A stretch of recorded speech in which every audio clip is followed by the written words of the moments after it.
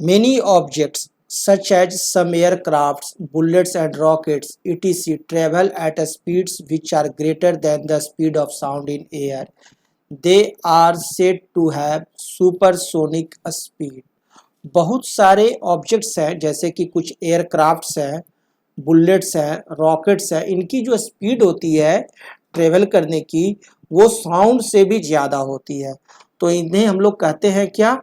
Supersonic speed. वैसा object जिसका speed sound से भी ज़्यादा हो तो उसे कहते हैं सुपरसोनिक सोनिक, और उस स्पीड को कहते हैं supersonic speed. Due to its very high speed, a supersonic aircraft produces extremely loud sound waves called shock waves in air. और इसकी जो स्पीड होती है बहुत ज़्यादा होती है, जैसे सुपरसोनिक एयरक्राफ्ट है उसकी स्पीड बहुत ज़्यादा होती है, इसलिए ये एक स्पेशल तरह का साउंड प्रोड्यूस करते हैं, लाउड साउंड, बहुत ज़्यादा साउंड वेव्स प्रोड्यूस करते हैं, जिसे हम लोग कहते हैं shock waves in air. The shock waves produced by a supersonic aircraft carry a great amount of energy. और ये बहुत ही ज़्यादा एनर्जी कैरी करते हैं। The tremendous air pressure variations caused by the shock waves produce a loud burst of sound called sonic boom.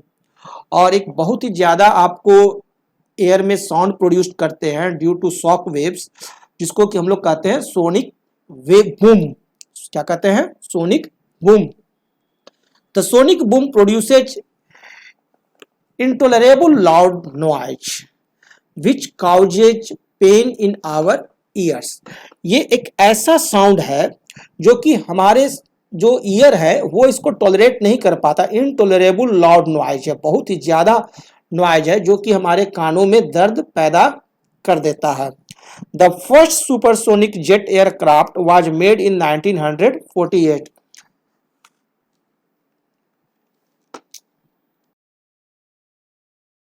The race between sound and light. Now let's us see the speed of sound and the speed of light.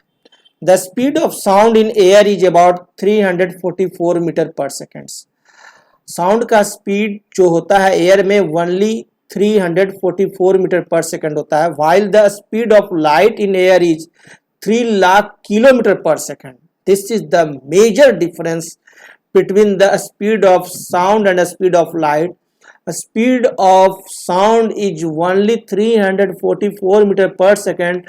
That means 0.344 kilometer per second, while the speed of light in air is 3 lakh kilometre पर second. ये difference है, big difference speed of sound और speed of light का।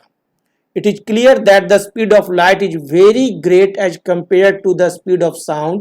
So, though sound may take a few seconds to travel a distance of few hundred meters, light will take partially no time to reach a distance of even few kilometers.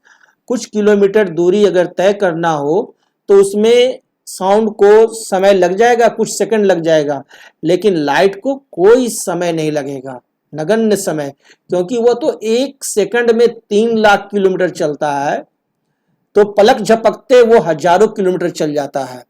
It is common observation that in the rainy season, हम लोग rainy season में देखते हैं, the flash of light is seen first and the sound of thunder is heard a little letter. Flashing जो होता है light का वो पहले आ जाता है जब बादल गरजता है तो, और साउंड उसके बाद सुनाई देता है। ऐसा इसीलिए क्योंकि स्पीड जो है दोनों का उसमें मेजर बहुत बड़ा डिफरेंस है। The both are produced at the same time in clouds, जबकि दोनों एक ही समय में प्रोड्यूस होते हैं। It is due to the very high speed of light that we see the flash of lightning first, and it is due to comparatively low speed of sound that the thunder is heard a little later. अब आइए कुछ problems हम लोग देख लें। If a thunder is heard by a man 4 seconds, एक thunder जो है आदमी के द्वारा सुना गया 4 सेकंड में। After the lightning is seen how far is the lightning from the man, speed of sound in air is 330 metre per second. एक आदमी जो है 4 सेकंड में एक थंडर सुनता है, आवाज सुनता है, जब बिजली गर्जन होती है तो टी बराबर 4 सेकेंड्स, और स्पीड ऑफ साउंड है v बराबर एयर में 330 मीटर पर सेकेंड। तो हमसे पूछ रहा है कि कितना डिस्टेंस ट्रेवल किया गया उस लाइट के द्वारा। वो लाइट जो जहां से थंडरिंग हुआ वो हमारे पास, यहां से हमारे पास से वो कितनी दूरी पर है। तो हम लोग तो फॉर्मूला जानते ही है ना, स्पीड बराबर डिस्टेंस बाई टाइम, ये जानते हैं। यहां से टाइम डिस्टेंस बराबर हम लोग निकाल लेंगे, तो डिस्टेंस बराबर क्या हो जाएगा, speed into time, that is equal to speed कितना है 330, टाइम हो गया 4, दैट इज इक्वल टू गुना कर दीजिए 1320 मीटर। आंसर यही हो गया लाइटनिंग का distance.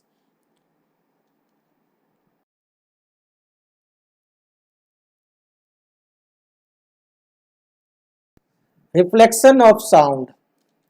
The bouncing back of sound.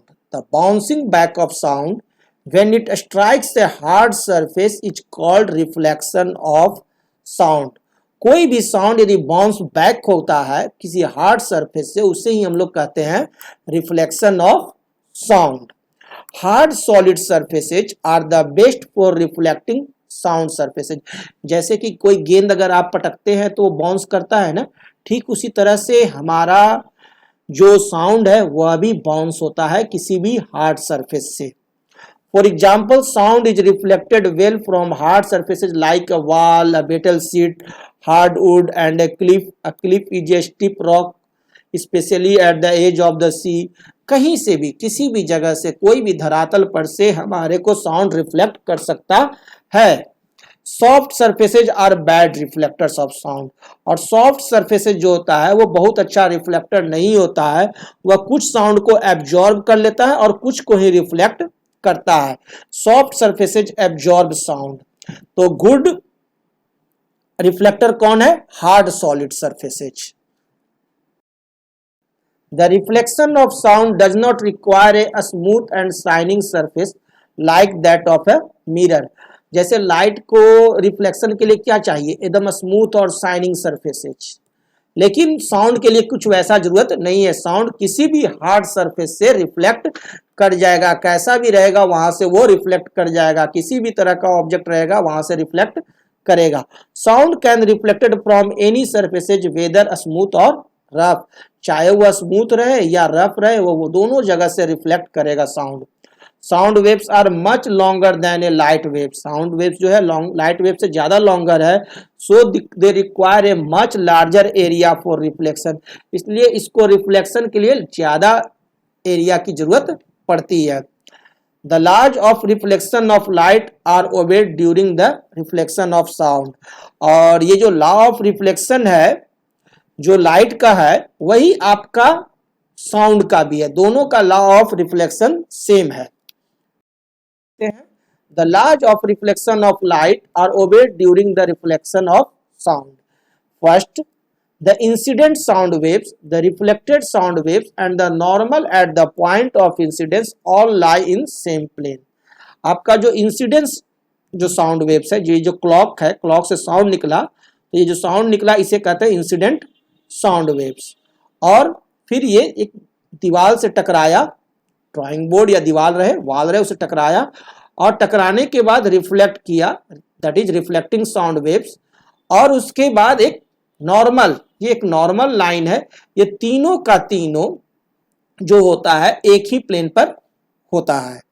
Second, the angle of reflection of sound is always equal to angle of incidence of sound।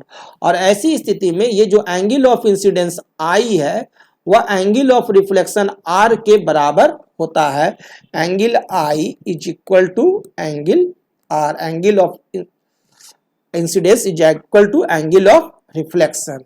तो ये दो लॉ जो हैं सेम लाइट के रूल्स के अनुसार ही है और ये दोनों रूल फॉलो होते हैं। Number 1, the incident sound waves, the reflected sound wave and the normal at the point of incidence all lie in same plane. Number 2, the angle of reflection of sound is always equal to the angle of incidence of sound. Application of reflection of sound. अब हम लोग देखते हैं sound के reflection का application. The reflection of sound is utilized in the working of devices such as megaphone, bulb horn, stethoscope and sound board. आपका sound का जो रिफ्लेक्शन का जो होता है उसका उपयोग बहुत सारे जगहों पर किया जाता है, जैसे आपको मेगाफोन में, बल्ब हॉर्न में, स्टेथोस्कोप में, साउंड बोर्ड में। All these devices involve multiple reflection का ये यूज करते हैं ये सब ऑफ साउंड वेव्स के मल्टीपल रिफ्लेक्शन का ये यूज करके ये सब डिवाइसेज कार्य करते हैं।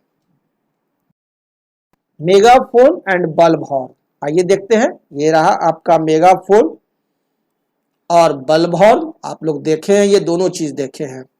A megaphone is a large cone shaped or funnel shaped device for amplifying and directing the voice of a person who speaks into it. ये क्या करता है, आपके आवाज को एम्पलीफाई कर देता है, कई गुना बढ़ा देता है और डायरेक्टिंग कर देता है एक दिशा में। A megaphone is also known as loud hailer or speaking tube, और इसे ही हम लोग लाउड हेलर, स्पीकिंग ट्यूब कहते हैं या loud speaker. Second, a bulb horn is a cone shaped wind instrument which is used for signaling in bicycles, cars, buses, trucks and boats. ये जो bulb horn है पहले जमाने में गाड़ियों में लगा रहता था, बहुत ज्यादा हाथ से दबाते थे, भोपू जिसको कहते थे, और उससे आवाज निकलता था। आज भी आपको पुरानी गाड़ियों में देखने को मिल जाएगा, bicycle, car, buses, trucks, boats, इन सब में लगे रहते हैं। अब क्या है, हाथ के जगह पर ये जो है अब आपको इस मशीन बजाता है। A megaphone and bulb horn works on the multiple reflection of sound, और ये दोनों का दोनों काम करता है मल्टीपल रिफ्लेक्शन ऑफ साउंड के प्रिंसिपल पर। स्टेथोस्कोप डॉक्टर का मेन इंस्ट्रूमेंट है। Stethoscope is a medical instrument used by the doctors for listening to the sounds produced within the human body, mainly in the heart and the lungs.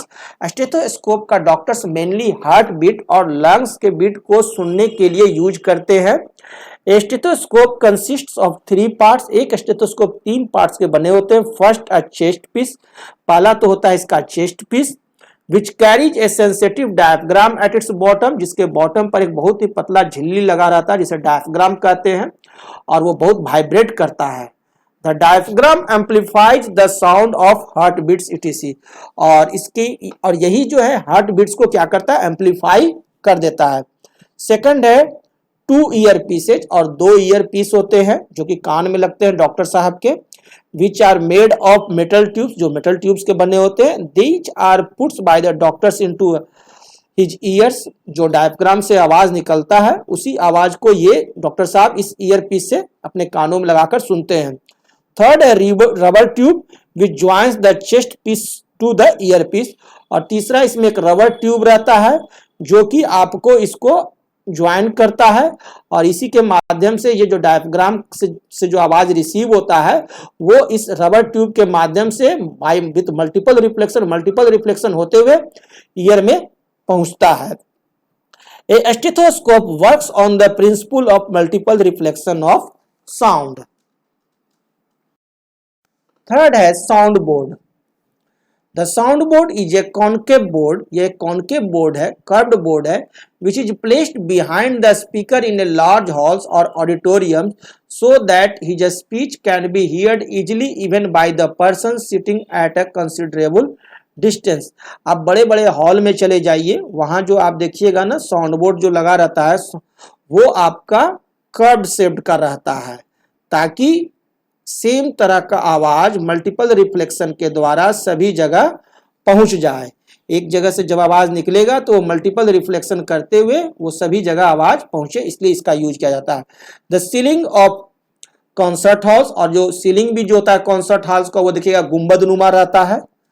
conference halls and cinema halls are made curved so that sound after reflection from the ceiling reaches all parts of the hall, ताकि सभी जगह hall में पहुंच जाए आवाज।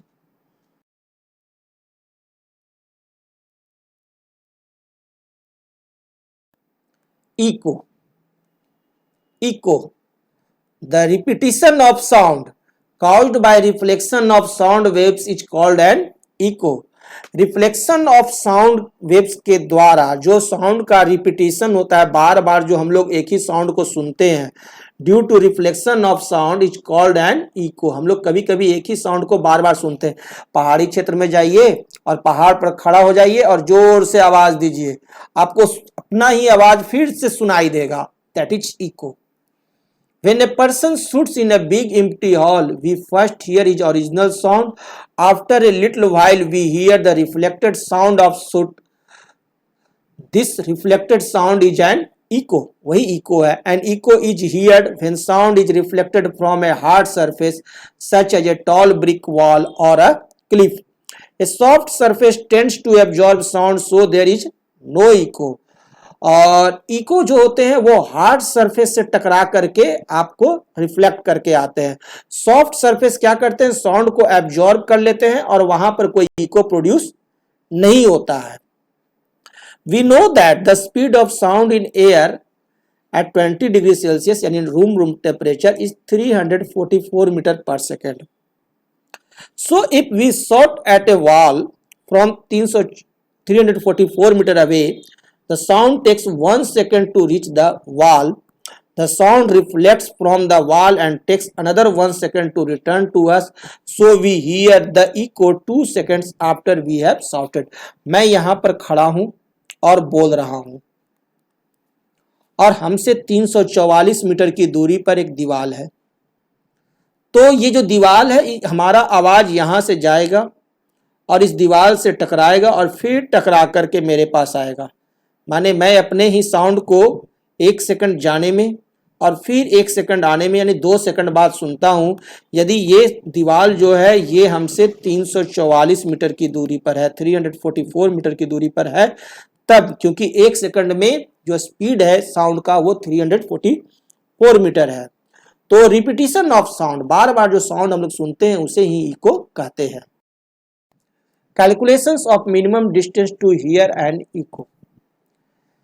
We can hear the original sound and the reflected sound echo separately. हम लोग original sound और इको साउंड को सेपरेटली सुन सकते हैं only if there is a time interval or time gap of at least 1/10 of a second या 0.1 second between them. यदि हम जो बोल रहे हैं और वही आवाज हमें 0.1 सेकंड के बाद फिर सुनाई दे, यानी 1 सेकंड के 10वें हिस्से के बाद फिर सुनाई दे, तो दैट इज इको। ये इको के लिए कंडीशन है। तो हम लोग जानते हैं स्पीड बराबर distance travelled by time taken, और स्पीड ऑफ साउंड भी जान रहे हैं 344 मीटर पर सेकंड एट 20 डिग्री सेल्सियस, इसलिए डिस्टेंस ट्रेवल्ड कितना होगा वो निकाल सकते हैं। और टाइम टेकन जो इको के लिए जरूरी है वो कितना है, 1/10 second, that is equal to 0.1 second. इसलिए वैल्यू पुट करेंगे तो डिस्टेंस ट्रेवल कितना आएगा, 34.4 metre. Our distance from the sound reflecting surface like a wall it is to hear and sound should be to hear an echo should be half of 34.4 meters which is 17.2 meters। हम लोग जान रहे हैं कि हमारा आवाज जो है 1/10 सेकंड में यदि फिर हमारे पास आ जाए तो हम लोग जो आवाज बोलेंगे वो हमारा आवाज इको हो जाएगा, गूंजने लगेगा। और इसके लिए जरूरी है कि जहां पर से मैं खड़ा होकर बोल रहा हूं उस जगह से और दीवार के बीच की दूरी जो है वह होनी चाहिए कितना, 17.2 मीटर। तब ये 1/10 सेकंड में मेरा आवाज फिर मेरे पास आएगा और मैं अपने आवाज को पुनः रिफ्लेक्ट होकर के सुन लूंगा।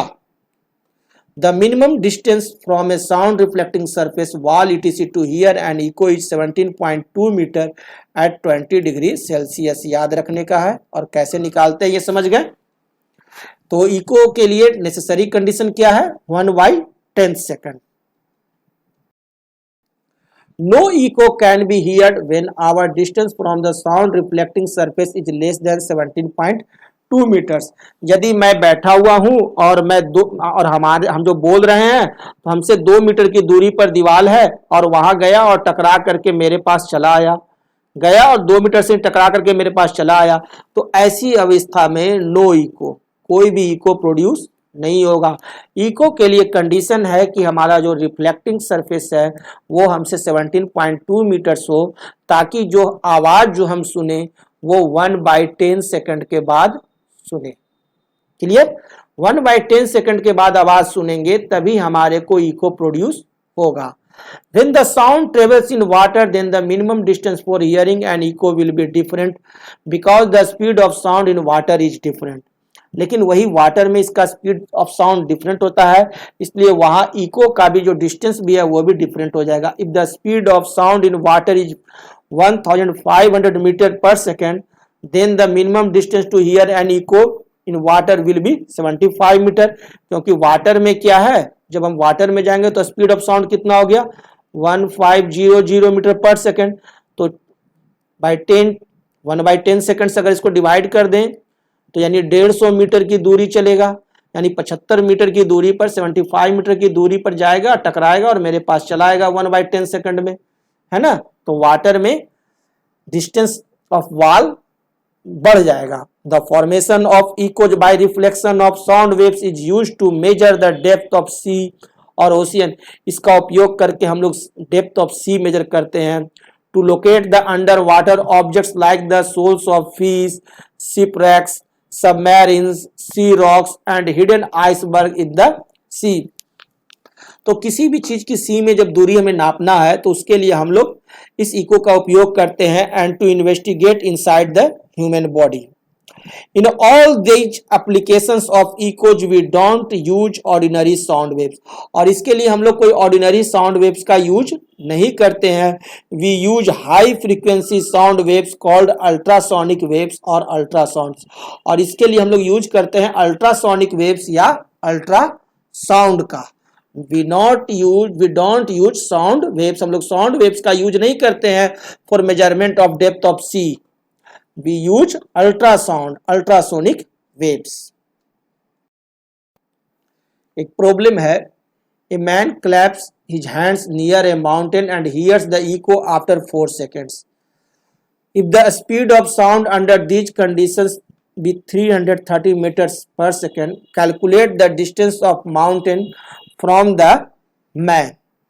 एक मैन जो है अपना हैंड क्लैपिंग करता है और वो इको सुनता है कितने देर के बाद, आफ्टर 4 सेकेंड्स। यानी मैं यहां पर खड़ा होकर के क्लैपिंग कर रहा हूं तो मेरा आवाज 2 सेकंड में गया, टकराया और फिर 2 सेकंड में लौट करके चला आया। 2 सेकंड्स जाने में और 2 सेकंड्स आने में, तब ना मैं 4 सेकंड के बाद इको को सुना। मैं अपनी आवाज को पुनः सुनता हूं कितने सेकंड के बाद, 4 सेकंड के बाद। यानी जो हमारा को डिस्टेंस जो है माउंटेन का वो मैन से वो है वो कितने दूरी पर है, 2 सेकंड की दूरी पर है ना, 2 सेकंड्स की दूरी पर है।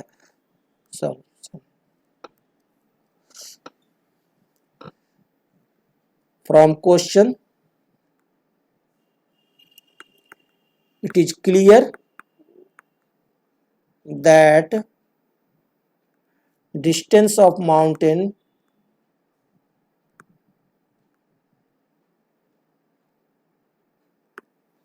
is half time of hearing echo, that is 4/2, that is equal to 2 second. Clear?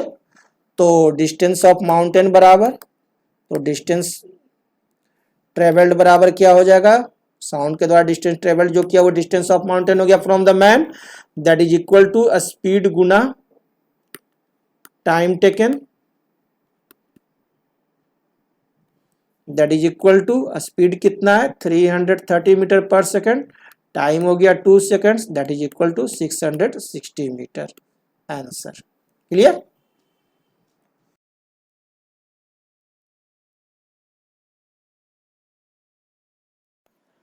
Reverberation, अब हम लोग देखने जा रहे हैं रिवर्बरेशन।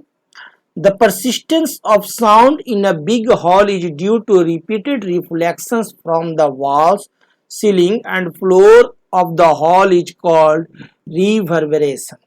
रिवर्बरेशन कहने का अर्थ हुआ बार बार वाइब्रेट करना और बार बार एक ही आवाज को सुनना। तो ये जो परसिस्टेंस ऑफ साउंड जो होता है बिग हॉल में, ड्यू टू रिपीटेड रिफ्लेक्शंस, बार बार रिफ्लेक्ट करके जो सुनाई देता है by ceiling and floor, ceiling और फ्लोर के द्वारा, उसे ही हम लोग क्या कहते हैं, reverberation. Modern concert halls are designed for the optimum amount of reverberation. आजकल का जो हॉल्स होते हैं, सेमिनार हॉल जो होते हैं, वो इस तरह से डिजाइन किए हुए रहते हैं कि वहां रिवर्बरेशन एकदम कम से कम हो। The excessive reverberations in big halls and auditoriums are reduced or controlled by using various types of sound absorbing materials। और वहाँ जो reverberations जो होता है उसको कम करने के लिए बहुत सारे sound absorbing materials भी लगाए जाते हैं और जिसके द्वारा reverberations को कम किया जाता है। The soft and porous materials are bad reflectors of sounds। Soft, मुलायम और porous जो materials होते हैं वो bad reflectors होते हैं sound के। The soft and porous materials are actually good absorbers of sound। ये sound के बहुत ही अच्छे absorber होते हैं। We can hear more clearly in a room having curtains because curtains are bad reflectors of sound। और हम लोग आसानी से उस रूम में बहुत ही क्लियर आवाज सुनते हैं जहां की कर्टेन्स होते हैं, जैसे कालीन वगैरह बिछे रहे, गद्दे रहे, तो वहां पर क्या होता है, हम लोग आसानी से क्लियर आवाज सुनाई देता है क्योंकि वो साउंड्स का ही बहुत ही अच्छा एब्जॉर्बर होता है।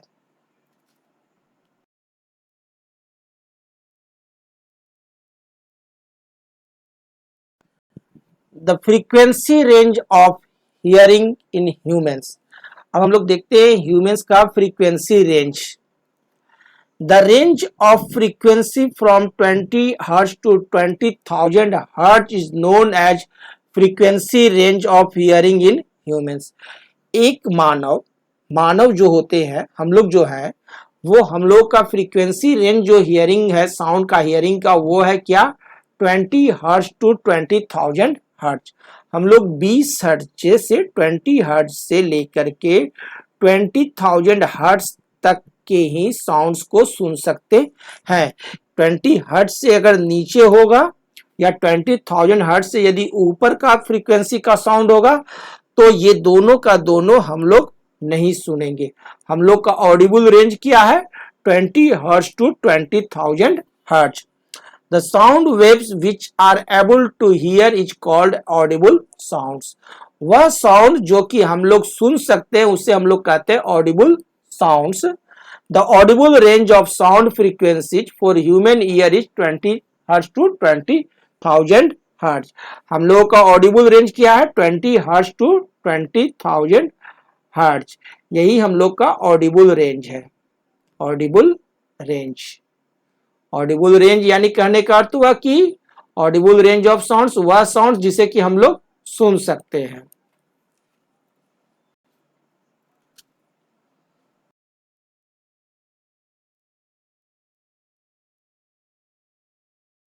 Infrasonic sounds. अब इंफ्रासोनिक साउंड्स क्या होता है, the sounds of frequencies lower than 20 hertz are known as infrasonic sounds और जस्ट इंफ्रासाउंड्स। 20 हर्ट्ज से नीचे का जो साउंड्स होता है, यानी that is 19 hertz, 18 hertz, 17 hertz, वो सभी साउंड्स को हम लोग कहते हैं क्या, infrasonic sounds. 10 infrasonic sounds are very low frequency sounds. ये बहुत ही लो फ्रीक्वेंसी के साउंड्स होते हैं। Infrasonic sounds can not be heard by human beings. इसे ह्यूमन नहीं सुन सकता है। Infrasonic sounds are produced by those objects which vibrate very slowly. Infrasonic sounds उस ऑब्जेक्ट्स के द्वारा प्रोड्यूस्ड होता है जो कि बहुत ही स्लोली वाइब्रेट करता है। For example, A vibrating simple pendulum produces infrasonic sound. we cannot hear the sound of vibrating simple pendulum because it vibrates with a frequency less than 20 hertz. Simple pendulum जो होते हैं उसकी frequency बहुत ही कम होती है, 20 hertz से भी कम होती है, इसलिए उसकी आवाजों को हम लोग नहीं सुन सकते हैं। earthquakes and some animals like whales, elephants and rhinoceros is also produced infrasonic sounds। और earthquakes भूकंप या कुछ एनिमल्स जो है वेल्स, एलिफेंट्स और राइनोसेरस, इनके द्वारा भी इंफ्रासोनिक साउंड्स प्रोड्यूस किए जाते हैं।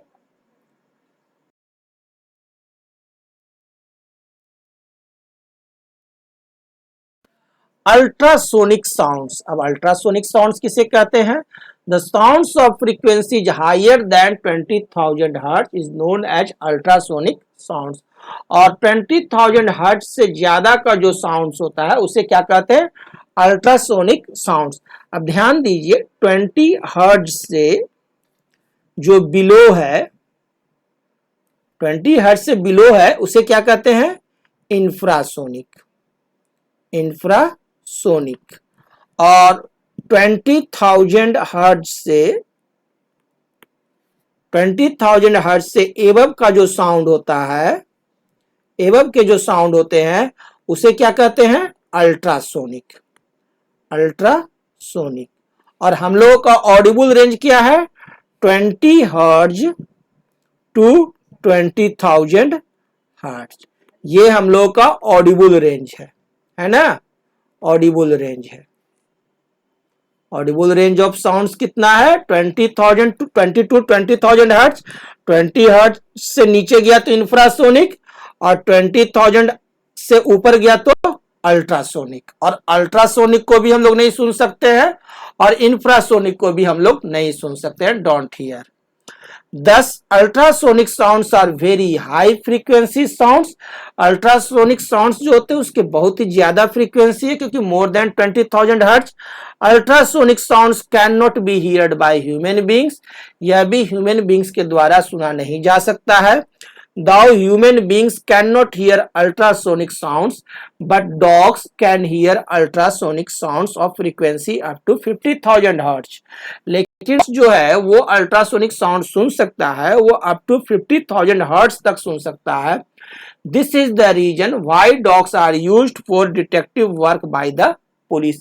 इसी के चलते डॉग्स का यूज होता है डिटेक्टिव वर्क में पुलिस के द्वारा।